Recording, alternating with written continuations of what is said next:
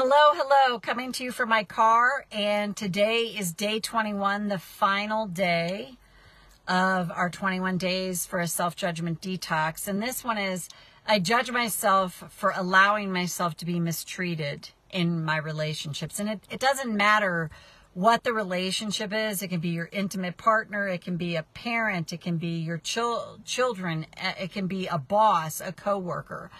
And to me, it's a pretty universal thing. And I think unless you're like a flaming narcissist, I think most of us have allowed ourselves to be mistreated at a time or another. And I always put it this way.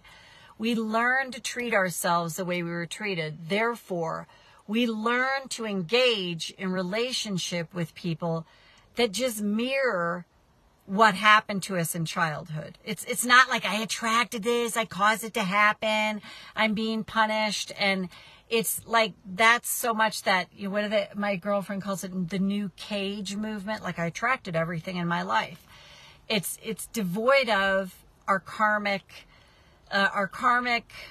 let's say, choices, or better yet, soul contract, which I totally believe in. Hey, Carolyn, Merry Christmas to you too. So let's tap, karate chop, even though I totally judge myself for allowing others to mistreat me. I should stand up for myself. I choose to honor I feel this way now. Even though I've let various people in my life get away with some shit with me. And I totally judge myself for that. But what if I could see that differently? Even just a little bit today. Even though I get really down on myself, someone mistreats me, and I blame myself for allowing it.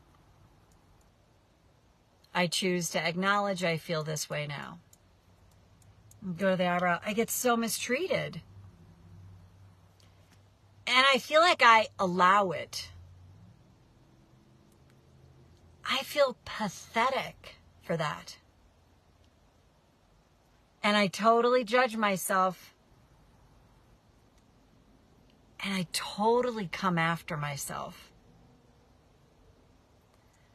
But what if there's a different way to see this? What if I learned to treat myself the way I was treated growing up? Given my upbringing, given what I saw displayed,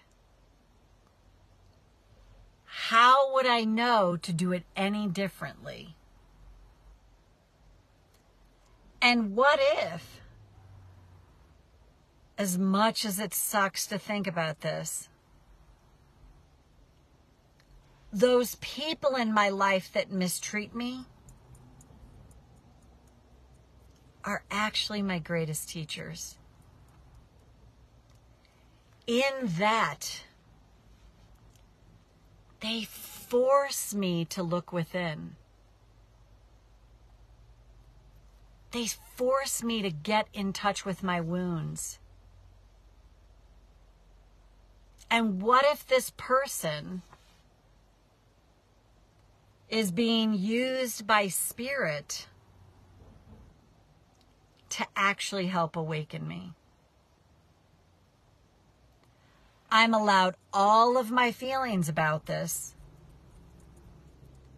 I'm allowed to rant and rage, finding a safe and healthy way to do that. I am allowed to give myself my truth with myself,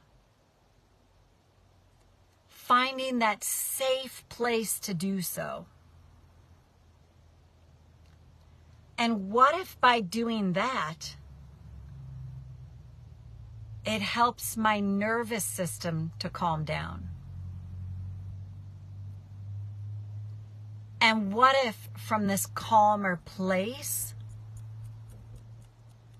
I really start to see what's driving this? And I really get in touch with that wounded child in me who's still wounded. And what if, as I get in touch with this part of me, I can be kinder, more accepting, give to this part of me what they never got: attention, acceptance, understanding, caring. And what if the more I do that, I keep healing this part of me, and I start to notice those around me start treating me better because I'm treating me better by loving and caring for that wounded child in me. And take a breath. And to me, that's the first step. You got to allow yourself your truth. If it's rant tapping, like, oh, I hate them, oh, whatever it is, whatever your truth is. And I would say do that in a safe and healthy way, not suggesting that you walk up to that person and do it. You can if you make that choice, but I just find it's best if you can give yourself your truth, you know, if it's with a practitioner or just tapping with yourself and allowing it, because for me, what it does is it releases all that sort of toxic energy. And then I'm better able in a far more empowered way to be able to stand up for myself, advocate for myself, and not allow myself to be so mistreated. Because I never knew how to not do that.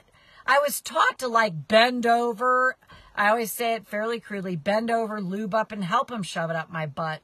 I had no idea how to advocate for myself. It wasn't shown to me.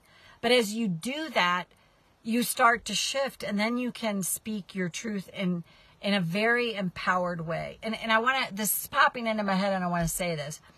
That is very different than what I taught when I hear people go, oh, I just told him my truth. It's just my truth. And brutal honesty can be a form of hostility with someone.